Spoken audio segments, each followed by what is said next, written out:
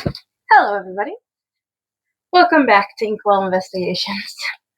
Um, I'm excited. I am changing my format slightly, though, just to let you guys know. This episode is now going to have most of my rambling at the very end. Um, that way, if you just want to listen to, the actual book and not my opinions on it or my jibber jabber, then you don't have to. Because that will now all be at the very end. So, we're gonna jump right into chapter 7. It is called Duel, and I believe we left off. Isla was just telling her friend that Grin told her that he was chosen to do the first demonstration and that he was gonna do a duel. So she was giving Celeste a sword, which her kind doesn't really like to use swords. They think they're ghastly. Um, so she was kind of showing her friend how to use it a little bit. Um, so chapter 7, Duel. On the 5th day of the centennial, the invitation for the first demonstration arrived. The paper was charred around the corners and edges, black and burned. Only a few words were visible, carved into the page with a knife, which I want to know how that works, but it said, "Be ready to duel." Isla could not help but to smile. Grim, indeed, did help her, but why? The time of the event was scrawled at the very bottom. It said in 1 hour. Instead of having to scramble for a weapon, Isla already purchased an ideal sword, one that was light enough for her to wield, kind of whimsically, but sharp and firm enough to strike true. It took hours to choose the right sword. The realm's metalwork really was unparalleled, though she did long for the familiar feel of one of her own blades from home. The tailor's wardrobe had arrived the day before. The man worked at a remarkable speed. His commitment to his craft only made Isla feel worse about stealing from him, because if you remember, she snuck in to get clothes.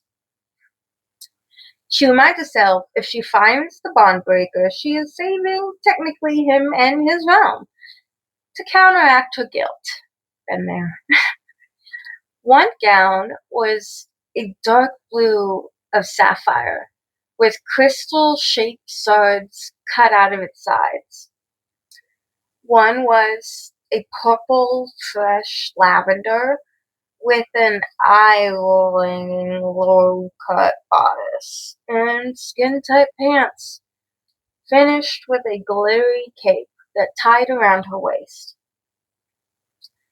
creating an illusion of a skirt. One, the green of emeralds, was tight and light and sheer enough to make her blush. Another, she discovered, had pockets. For this demonstration, she wore her armor. Ella helped tie the many, many pieces together, grunting as she left the metal, which is not easy. I did do sword fighting before. Oh my gosh. To Isla, this was basically her second skin. Tara made sure of that. How many times was Isla left abandoned in the middle of the woods, or in the center of a rainforest storm with 50 pounds of chainmail and armor on her? Getting back took more than a day, without water, without food, with the howls of wolves and patter of panthers at her heels. The last half mile was always done on her stomach, as she dragged herself back to her room, nails digging into roots and dirt. In comparison, the smartly made starling fabric and thin sheets of iron was nearly weightless. They had been fashioned into parts that accentuated her figure while protecting her. We love that.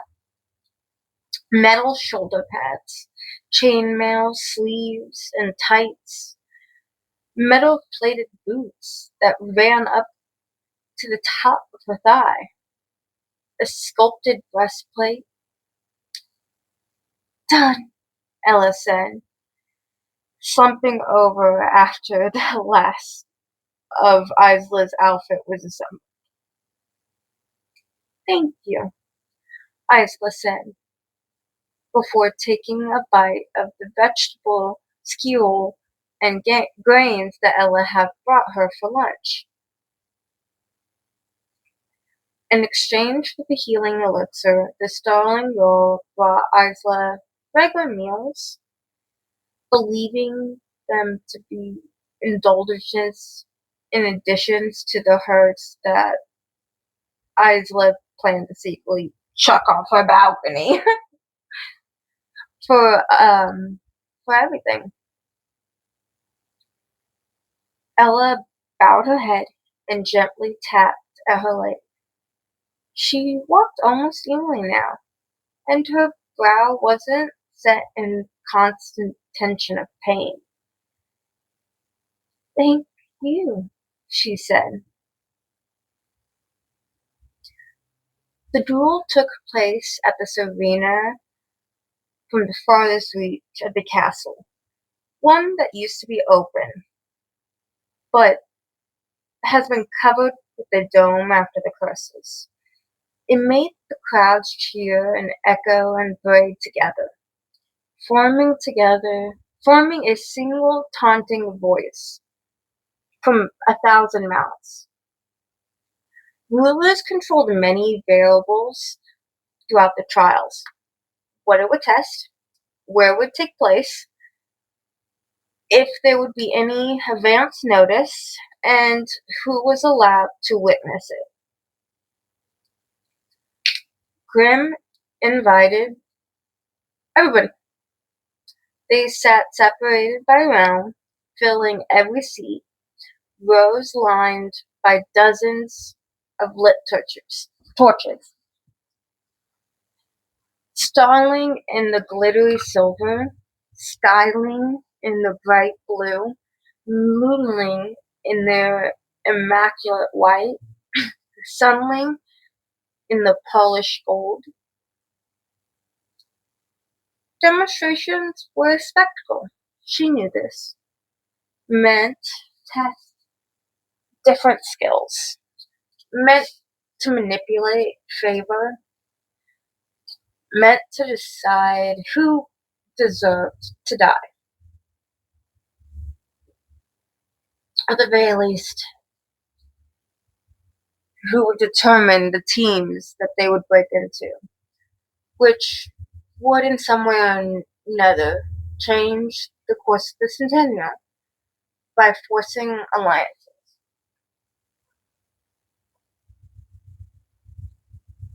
Each trial was also a risk, though killing was not permitted until after the 50th day, so halfway through. Isla's own ancestor lost one of her hands during a demonstration. It weakened her ability to wield power significantly, and she was forced to have a child after the centennial ended, as a better representative for the next one.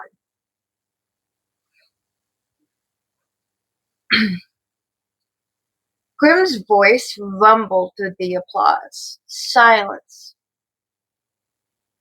became the room.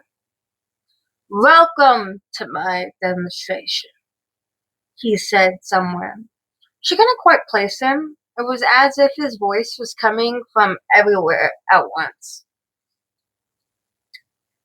You are all very menacing with your endless powers, but how would you fare without them?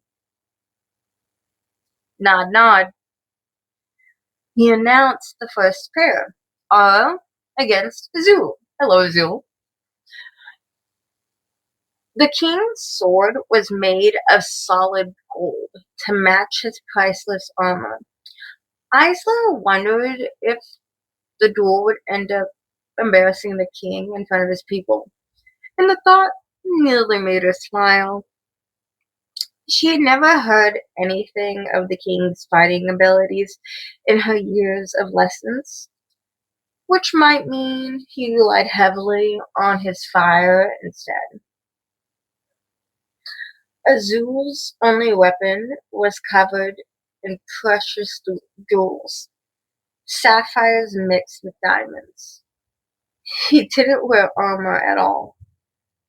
Much of his chest was exposed, but he did wear the ring Isla gifted him.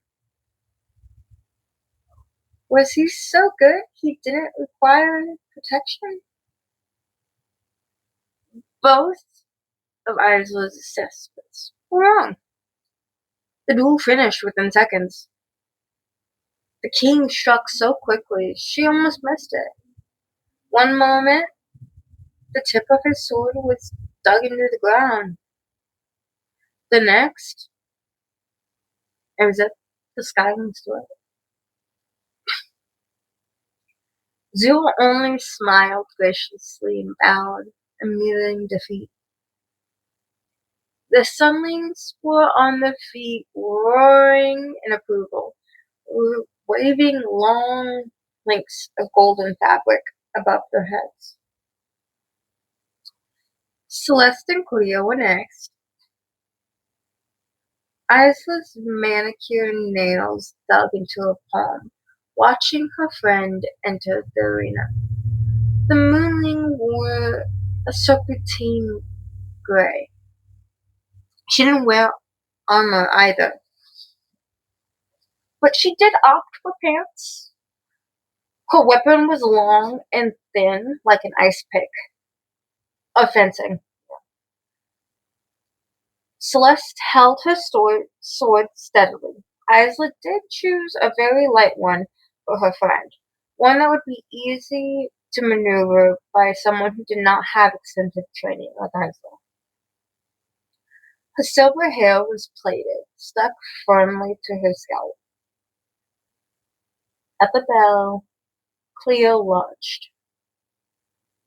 Nervous, Huddy. Grim's voice was at her ear.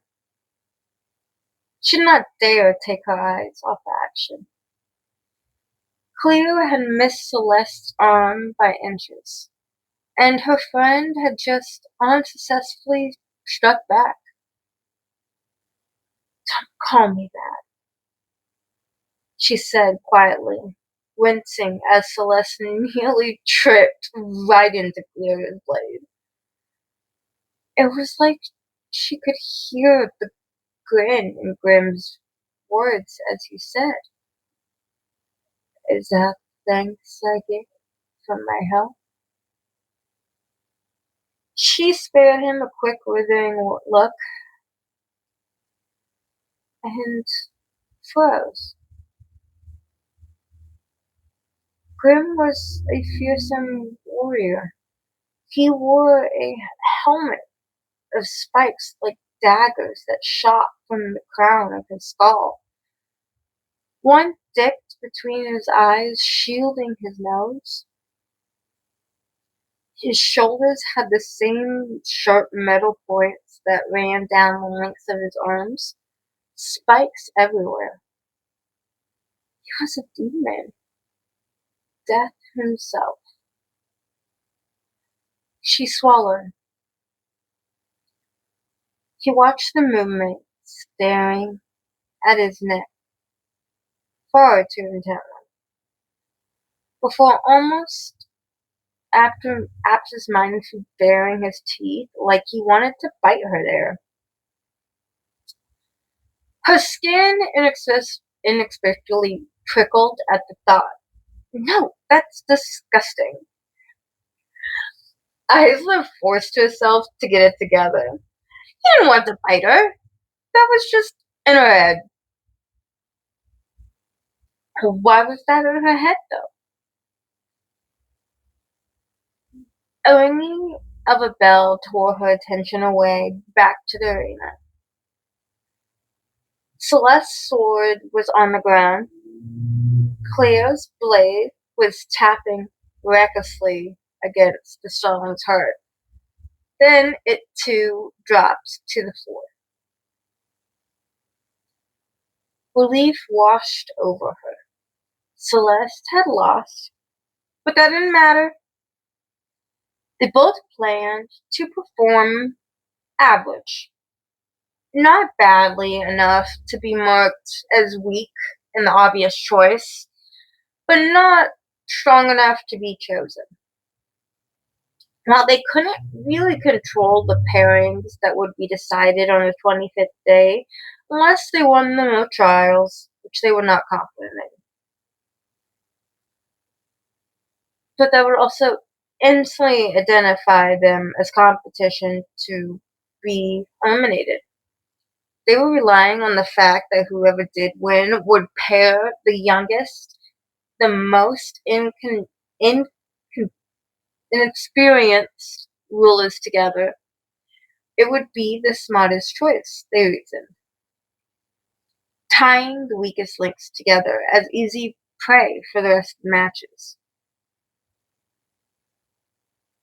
Don't draw too much attention to herself, Celeste warned. Our turn, Heart Eater, Grim said before strolling past her into the ring. Oh, somehow Isla did not put together that they would be dueling. She was too distracted by Celeste's battle. She didn't move a muscle. Watching the center of the arena as Grim reached behind him for a broad sword, thicker than her thigh. Her throat was suddenly dry. Grim chose the matches. This was his demonstration. He must have paired them together for a reason. A figurine formed in her head, piercing together. They were the only two rulers without the people present, the two most hated. Did he purposely match them to show his superior over her? To make sure from the very first demonstration that the island rooted for him over her? Celeste was right. She couldn't trust him. Her friend whispered, sharply at her side, suddenly at her side. Right, Isla said, as she stepped into the exposed center. On legs that were not quite as steady as they were a few minutes before. Not one person cheered. Crickets. When Isla's sword bumped into her metal of her boots, feeling carelessly off kilter, the sound was projected through the silence. Get yourself together, she told herself, thinking of her training, of Taylor. The nightshade might be plotting against her. All she could do was ensure his plan is foiled before it even began. With a steadying breath, Isla stooled onto a weapon like it was second nature. Oh my goodness, I'm sorry. The only time she ever felt like she had a whisper of power of control was when she was wielding her weapon. Part of her still wanted to cower, but Isla knew how to wield a blade better than Quill. The bell rang loud and clear. Eh. Grim struck first, and Isla twirled to the side. His blade met air. She pivoted on her heel and aimed for his chest. Grim was way too quick, though. He dodged the blow and then struck again, only for his blade to meet hers. Her arm shook for a moment from the sheer strength of him. Quickly she regained her balance and slid her sword right down his, the metal against metal, making her wince slightly, and it sliced through the room. His eyes widened in surprise as he shocked backwards, barely missing the tip of his blade. See, maybe you shouldn't have chosen a different opponent, she thought, misreading him completely. You're feeling confident, Heart Eater, Grim purred. He advanced as she blocked his blow. He tried again only to meet steel. For a few stumbling, dizzying seconds, the blades met over and over and over and over, touching and skimming and clashing. Somehow, he was at her ear. Tell me, how will you feel when you lose? She swallowed and whipped around, and then ducked, air shooting out of her nostrils as he went for her neck, and barely missed. Too close. She shot up and forward, one arm completely outstretched, the other tightly behind her back. She was as light as a dandelion on her feet, but as strong as the steel on her blade with every advance. It was a part of her, a fifth limb, a beautiful, gleaming thing. Each of her motions were faster and faster than the last as she slipped into her rhythm, her flow, her dance. She felt the room like she was barefoot, the air like it was electric. The growls sounded from the back of her throat as she pushed Grim farther and farther down the arena, towards the wall, at the crowd sitting high above.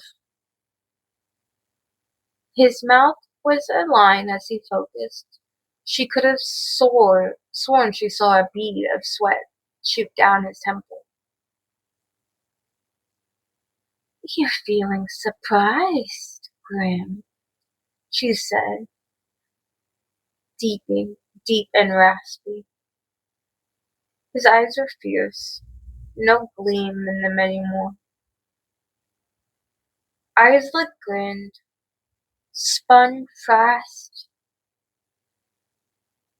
and gathered more strength and struck like a cobra.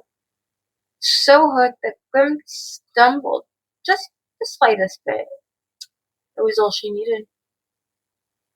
She leaped off the floor with a warrior's cry and landed right in front of him, pinning him to the wall.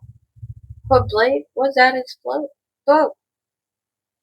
His clattered to the ground. She was panting right in his face. He was looking at her like he hadn't seen her before. Everyone seems to forget, she said, not breaking his gaze, even though it meant tilting her head. They were both panting, their chest flushed with every breath. That wildlings are, above all, warriors. Isla might not have had powers, and she might have been trapped like a bird in a cage all her life because of it. But she could fight as well as any ruler. Taylor made sure of that. She dropped her blade from his throat, and then there was clapping. Isla whipped around, stunned by the sound. The only cheer in the room of hundreds, the king. He was clapping for her again. She turned back to the nightshade ruler, expecting him to hate her. But he was grinning, his eyes filled with something like delight. He was thrilled that he had beaten him, which made no sense to her. Her eyes narrowed at him, trying to read him. But she always misreads him anyway. Never had anyone's motivation been more of a mystery. What did Grim want? What game was he playing? Scared by the king, a few claps came from the crowd, spread like wildfire, until everyone was cheering, celebrating her victory, the lesser of two evils overcoming the other. Still confused, Isla made her way to the sidelines, only to find a concerned Celeste. Her friend couldn't say anything, not in front of the other rulers. But Isla knew she made herself stand out too much. Her job was to skate by, mostly unnoticed, so they could hopefully be paired together. The islanders and rulers were definitely noticing her now. Cleo and Aro dueled next. As winners of their pairs, the Mooling put on a very impressive display.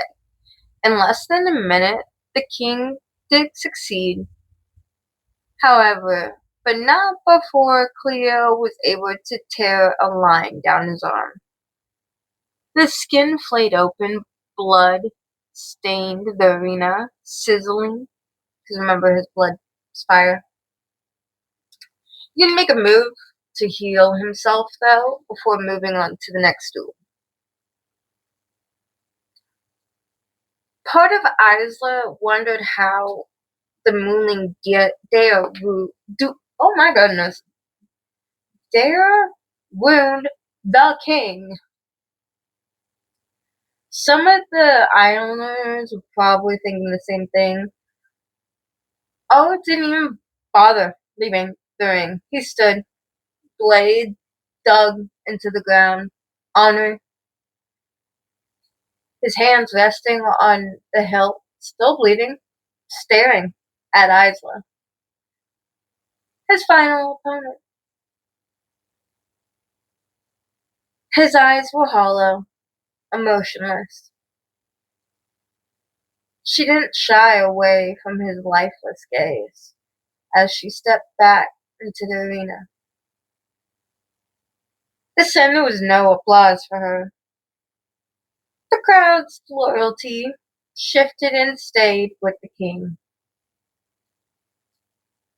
A bell somewhere, then a sword, slicing the air before her to pieces. She managed to get her own sword up in time, just barely, but the strength of the king's first blow did echo through her bones. She felt the force of it in her teeth. The groan escaped her as she deepened her stance, digging in, absorbing the impact, shielding against his advance. He kept pushing and pushing, and her back foot slid, complementing her posture. He was forcing her to make a move, to make herself vulnerable. Did he think she was a fool? She added a second hand along the hilt of her hand and shoved back as hard as she could. He did what she expected, pressing back with equal measure, and then she spun at the last moment, leaving him stumbling forward. Isla was quicker on her feet. She knew that. It was her one advantage. But Aura was stronger, even while wounded.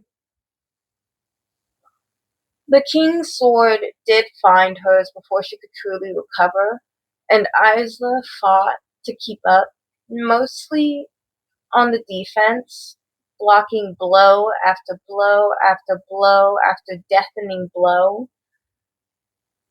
He knew his strength. His strategy was to tire her, to use her energy up on taking his hits instead of making her own, until her arms gave out. She almost smiled.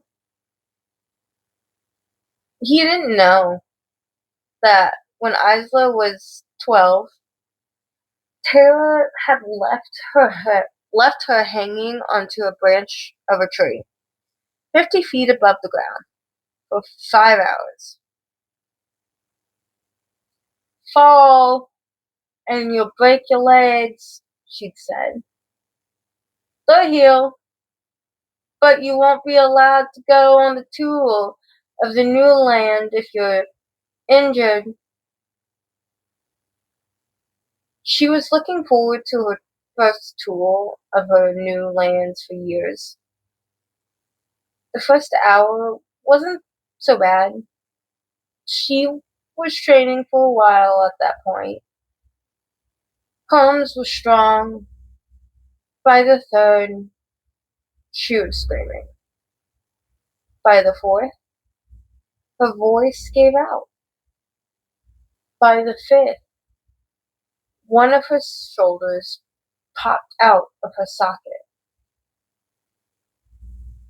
She didn't let go, though. But she still wasn't allowed to go.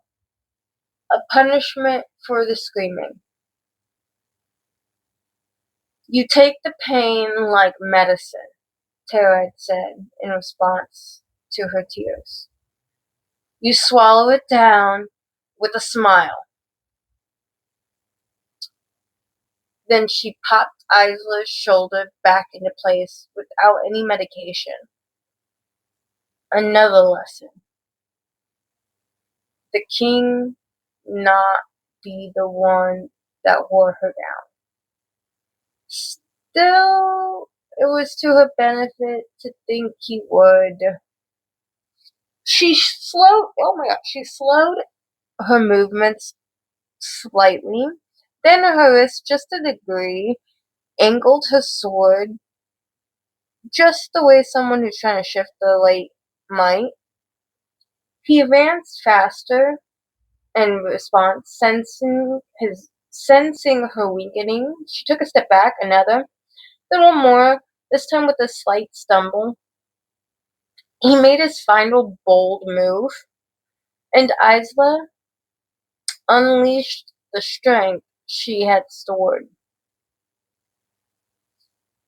The king was caught off guard by the first of her blow. His blade shook with impact. She advanced, seizing her chance, aiming everywhere, recklessly. He was now forced to retreat, deflecting her hits, his brows coming together in focus. She was gonna win. Her blade became a serpent. The one on her crown came to life, striking for the kill, feigned and all. Again and again, again, she pounced, nearly reaching his heart, almost grazing his neck. She leaped forward, ready for the final blow, and hesitated. Celeste was a silver reminder in in the rings right behind the king. She wasn't supposed to win the trial. This was not part of the plan. Don't you want to be free? A voice in her head said. That was more important than her pride, than winning, than anything. At the last moment, Isla aimed lower, to a place Aro would easily be able to deflect. When he did, she loosened her grip on her hilt. So when his sword struck, her own would go flying across the stadium. Cheers erupted. Not only sunlings, but every Lightlark realm getting to their feet, honoring the king. But he only watched Isla, eyes narrowing. He knew. Somehow he knew she had let him win. The tip of his sword eventually half-heartedly slid up her stomach to her heart, but the king's gaze was relentless, studying her far too closely. Isla shrank under it, folding herself over, bowing, recognizing defeat. She retreated back to her room as Aura was crowned the winner of that demonstration.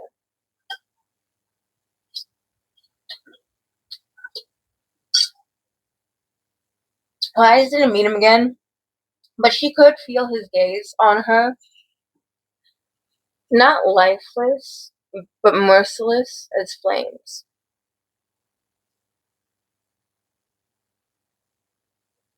Chapter 8. Celeste. This lady. I got some words about Celeste. The first time Isla met Celeste, she felt relief. She learned about the other rulers her entire life. 4 of them were terrifying and old and skilled, alive when the curses were spun. The original heirs of the fallen rulers who had sacrificed themselves for the prophecy. Isla was no match against them, no matter how long and hard she trained.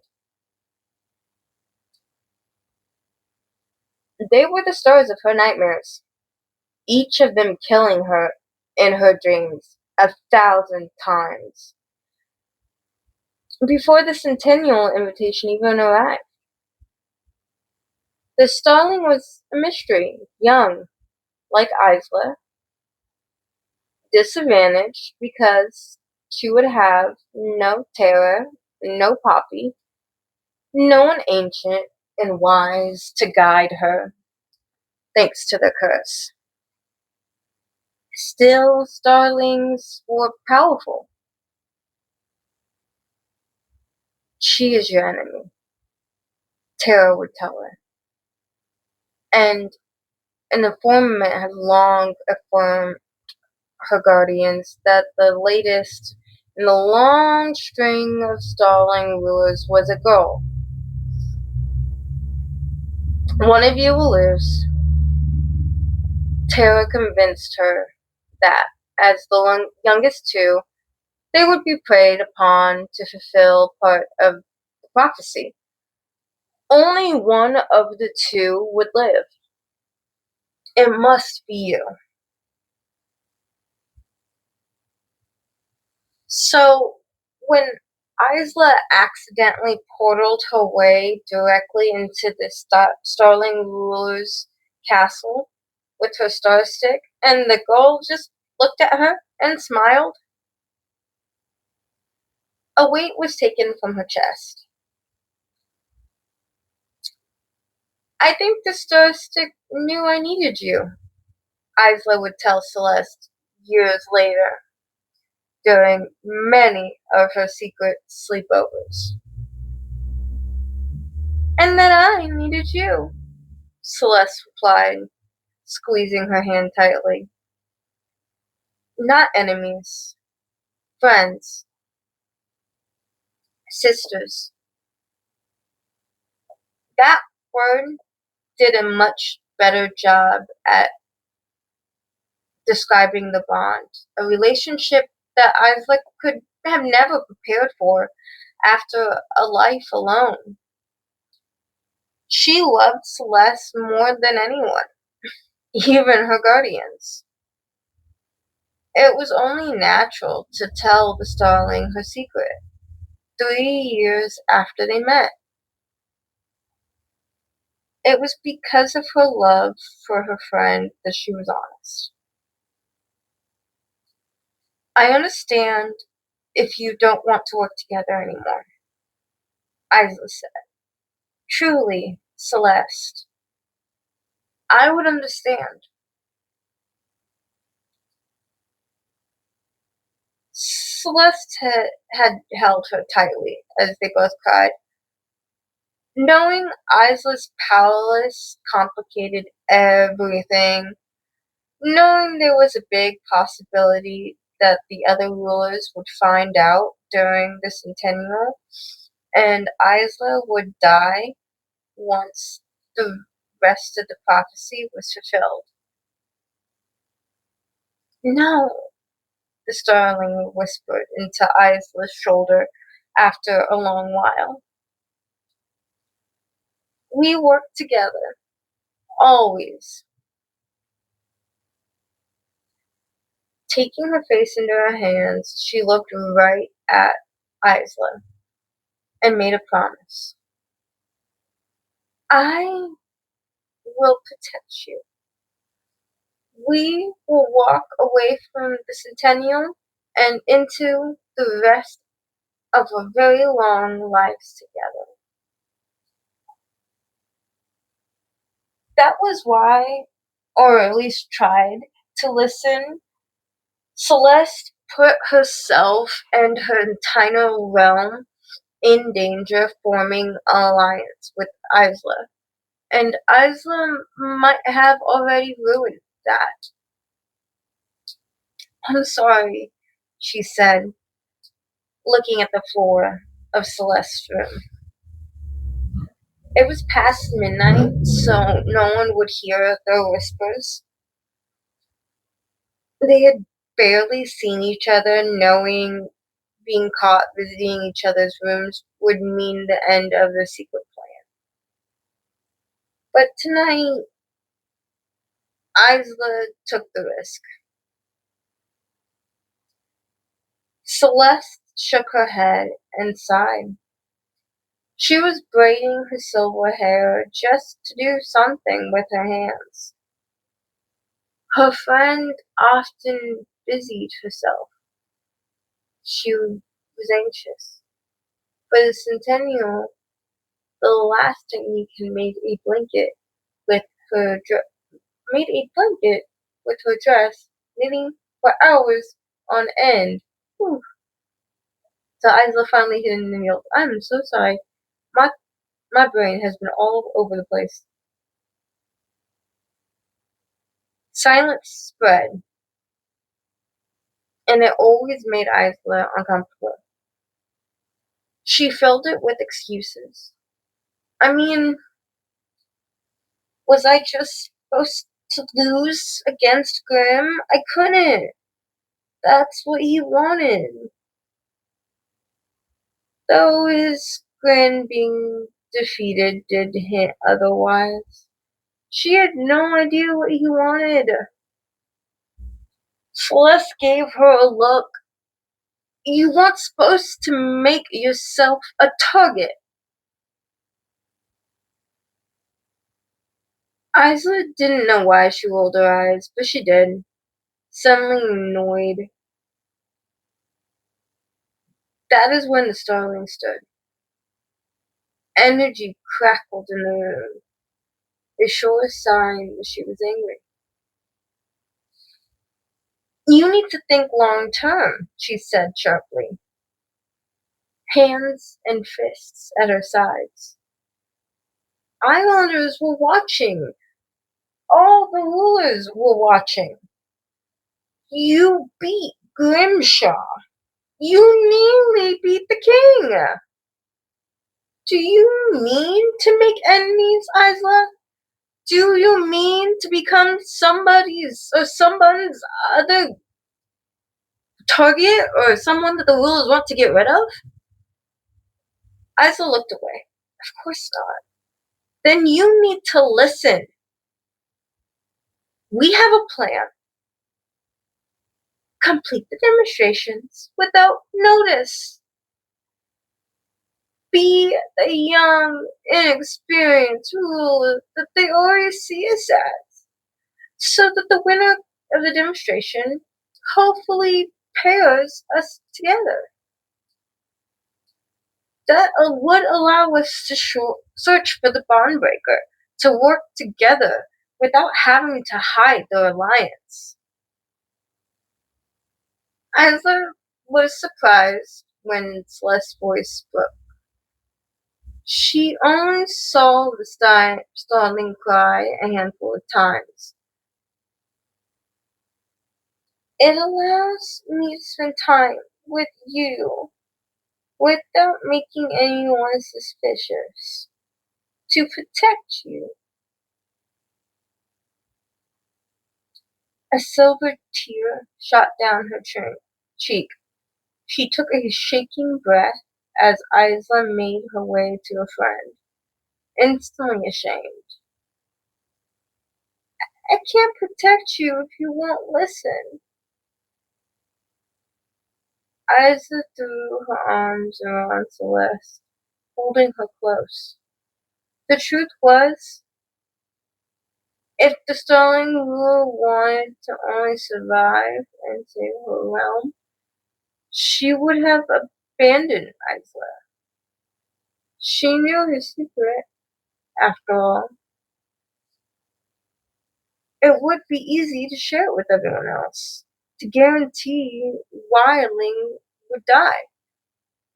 Overstalling, when the time came to choose a ruler and a realm to sacrifice.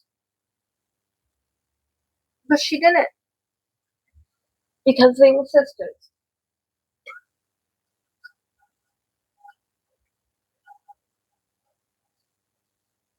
She thought Celeste was a better friend than what she deserved. I'm sorry, Isla said. I promise I'll think of the plan. I promise to listen. Later, Celeste told Isla that she had searched the Star Island library. It wasn't there, she said. One library off the list. A pang of disappointment rattled through Isla's stomach. The plan would have been far easier if the bondbreaker had ended up being a starling relic. I'm going after the gloves next, she said. Isla's head jerked up. She met Celeste's eyes. Don't look at me like that, she said quietly. Well, like you didn't know this was next. She dipped her chin. But this wasn't your idea. Of course, Iceland knew this part was part of their plan. If the bond breaker wasn't in the Star Island library, it would need a way to get into the protection sections of the other Isles sections. The gloves were crucial to getting inside. This particular type of enchanted accessory was well known throughout even the New Lands. Gloves that were able to harness a whisper of the realm's power. Isla researched that obsessively, believing they could help her during this interrogation. All she would have to do is capture a bit of Puppy's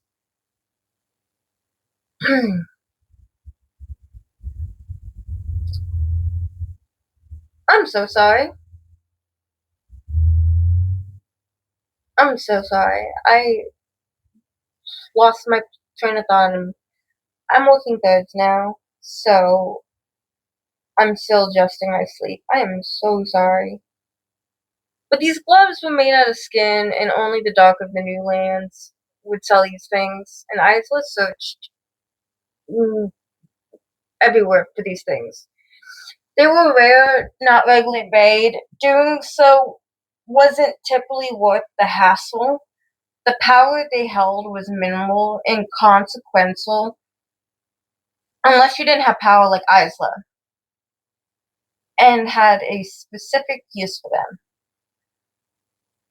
Isla suggested the gloves when they needed a way to get into libraries as a last resort. Because again, these gloves are made of actual skin, alive skin. You look ill, Isla said, looking. Celeste said, looking at Isla, frowning at her. How are you going to get a pair? Isla said. Her friend studied her, sighed. Don't ask questions you don't want answers to. Perhaps she would be ill. If you have to make new ones, go to the prison. Pick a killer. Someone terrible. Celeste grabbed Isla's shoulders almost painfully, bringing her back into the moment, steadying her. This is my part of our plan. Focus on yours. Right. Hers. Isla had volunteered to search the other three libraries. Once at the gloves, oh, would truly begin. Speaking of my role, she said, it was her turn to share her bad news about not being able to secure the Sunling clothing. Celeste's brows folded together. That's strange. She pursed her lips. Though on Star Isle, the nobles did tell me that suspicious things have been happening since the last centennial. Sunling has separated itself more than ever from the other realms. They stay mostly on their own isle. Do you think the king is behind it? Celeste frowned. I'm not sure, but I don't trust him at all. Neither did Isla. Even if he had saved her on the first day of the centennial, after the duel, she was willing to bet he did not trust her. That's not the only thing, Celeste said, and Isla braced herself for an added obstacle. Moonling has also been acting oddly. My nobles said that they have guards on the bridge every day, all day. Isla cursed. How was she supposed to sneak onto Moon Island in search of libraries with guards at every entrance? She was allowed to enter, but her movements would surely be shared with Cleta, who would immediately become suspicious. Did you check? Isla asked. Celeste nodded. Her friend was always thorough. I went for a stroll upon that part of the aisle and confirmed it. Two guards right at the front, checking everybody in. Two moons would not stand between them and their plan. I'll find a way, Isla said, eager to help after her display of the duel. And hoping it wasn't just one more promise she couldn't keep.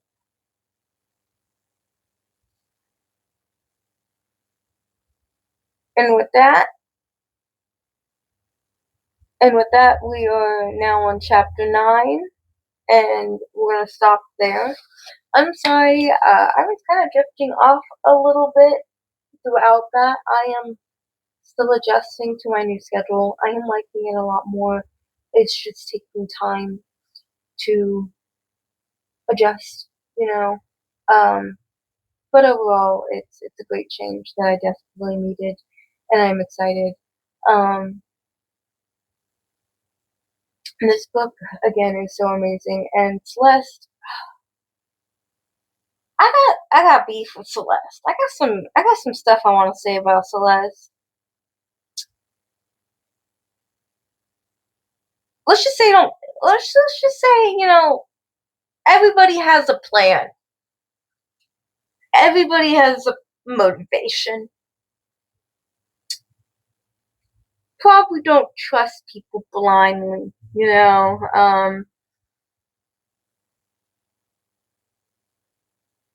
When I first read the book and I was reading Celeste's actions and the way she is with Isla, I automatically was suspicious, and I was right to be. I'm not going to spoil anything more than that, but mm, that that one. Um, we didn't get too much Grimm and Isla, this time because they are setting the tone for the main climax. Now they're actively searching for the bond breaker, which again, if you don't remember, it is supposed to be something that can break curses. It does want to sacrifice the blood, so her and Celeste were going to split the cost of that and hope that neither one of them died. Um, which there's some stuff up with the bond breaker too, but I don't want to spoil too much of that. That's not quite what it seems either. I was curious. I was wondering when I first learned about bond breaker and I heard that name. I wondered how it was supposed to break the curses. I know it has the word breaker in it, but bond to me does not come across as a curse. Um, and yeah, you know, they prove they. She does such a good job of putting in these subtle little details that if you were reading it, if you're giving it the time and actually like thinking of it or rereading it, you catch up on it. You put the pieces together. There was some action, some slight little turn of words, some slight little things where I'm like, wait a second, wait, and then my feelings are justified in later in the book or in the next book, you know? So that is yeah. That is a thing. But I do love this book a lot.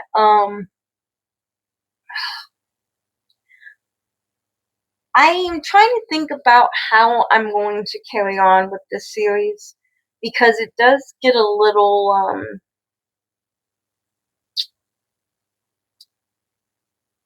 I don't want to say raunch. I don't know the right word, but there's definitely some adult action going on later on. And since I am basically word for wording this book, I'm trying to think about the best way of doing it without being as descriptive as the author is. Again, very descriptive. Amazing, amazing wording. But when doing a style video like this or a format like this, it could make it a little difficult because I want to do it justice. I want to keep the words that, for the most part, that she uses because, like I said, there's so much nuance, there's so much hinting, there's so much detail in between things. But these that I don't really want to like skip those chapters or those, you know, parts because they do matter in a sense of the bond, you know. It does matter in the sense of like character building and emotional ties and explaining further actions and why, you know. So I'm trying to think of where I can go about it.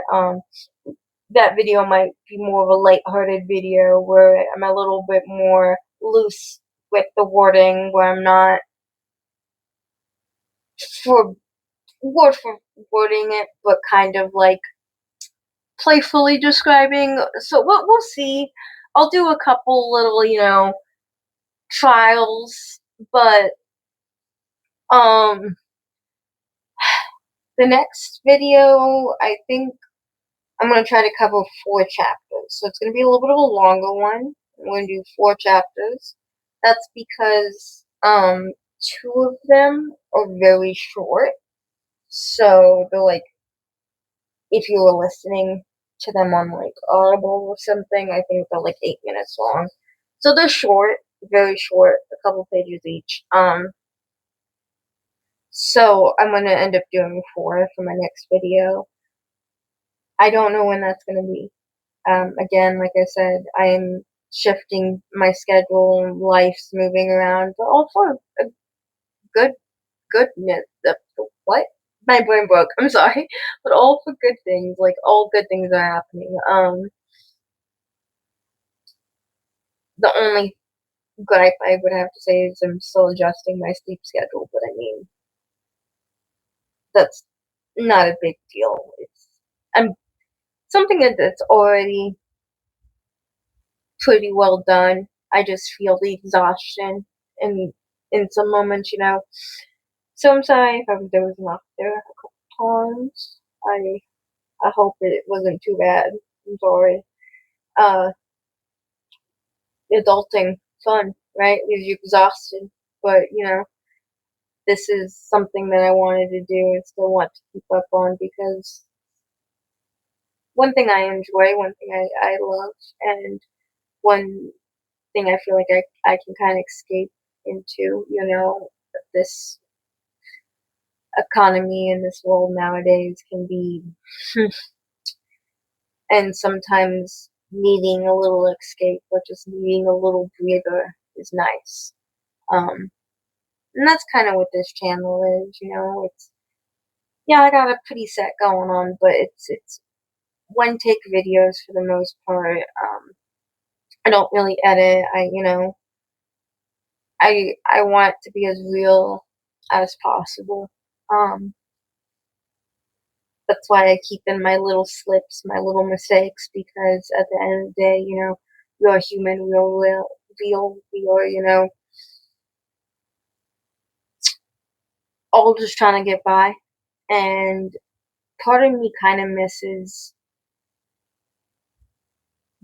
like the first couple of YouTube channels, like back in the day, or like Vine more, where it was just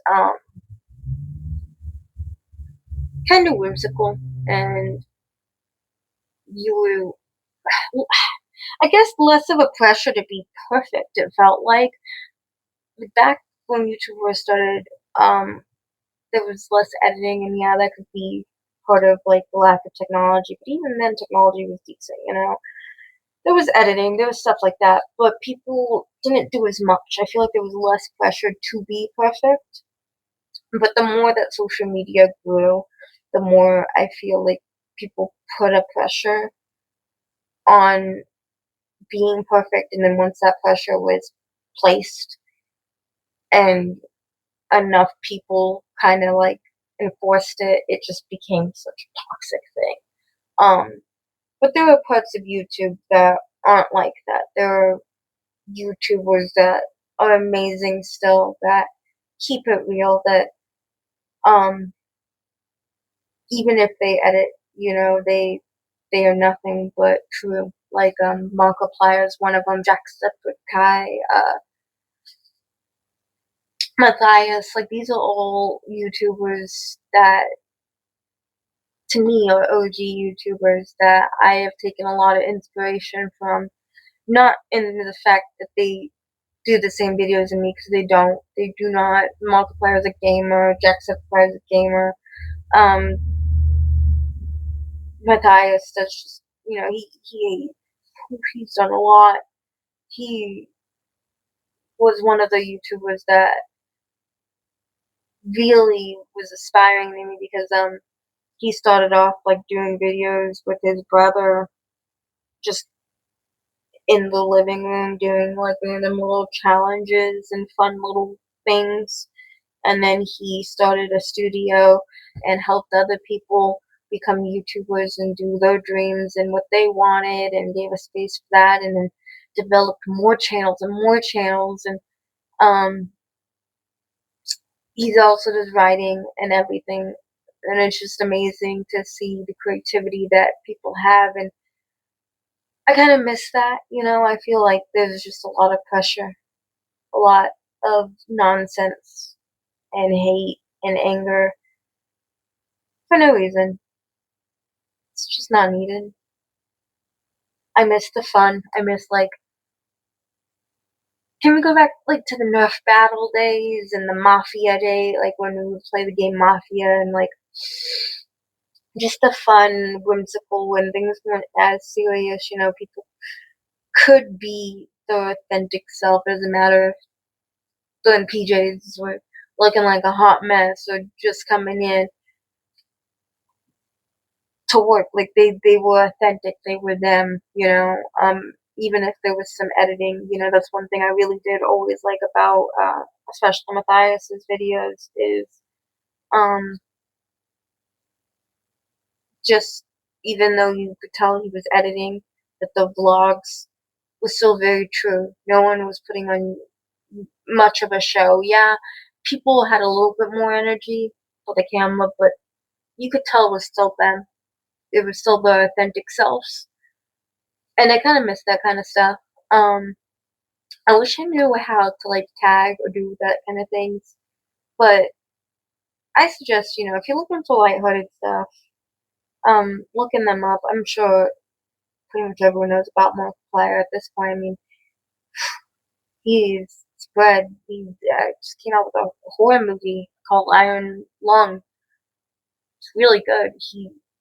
Will talk about another just fantastic person there with so much creativity. Who also started off just, again, just camera setup, and he did this movie, like high production. It's beautiful. He stars in it. It's based off of a game that he did play on his channel, and it's amazing to see that growth that these YouTubers have had. And I wish there was more of that and less of trying to one up all the time or feel like you're trying to one up or play catch up or trying to be the next hot take or the next thing. Um, I feel like we kind of lost the point of all of that, you know. That's kind of why I've started this and wanted to just kind of, talk about books. I'm still learning my footing of this, of what all I want to do here, or the formatting, all I want to do. Um, I'm still getting my own rhythm of things, but for the most part, this is how I want it to be. Yeah, I want to grow. Yeah, I want to learn things. I want my channel to continue to get better, but I never want to falter in who I am, and I always want to keep it that way and keep it positive. I don't care if that means I only have 10 viewers or 10 subscribers, as long as it's of love and because of genuinely liking me and liking who I am as a person, well, what you see as a person, I should say, then I'm happy. I just want to put a little bit of something out there that is not hate, that isn't just, you know, this is as serious as I'm probably going to get. I don't really want to get any more serious, but I kind of wanted to touch base and explain why I'm here, what I'm doing here, um, and just thank you for tuning in, listening to my rambling, my mistakes, everything. It's kind of why I don't stress too much on my mispronunciations of things or trying to get things perfect, because at the end of the day, no one is. And we need to stop putting so much stress and pressure on ourselves to be perfect. I want to do these books justice, all of these books, every single book, not just this one, but all of these books justice. But I also want to stay true to myself in the sense of I'm going to mess up, I'm going to mispronounce, I'm going to have different outlooks, I'm going to, I am human. And I'm excited for all of that. I'm excited for the next video. Like I said, we're going to be doing 4 chapters. Um, yeah. So with that, have a great day, and I'm just excited for this little journey that we're going on.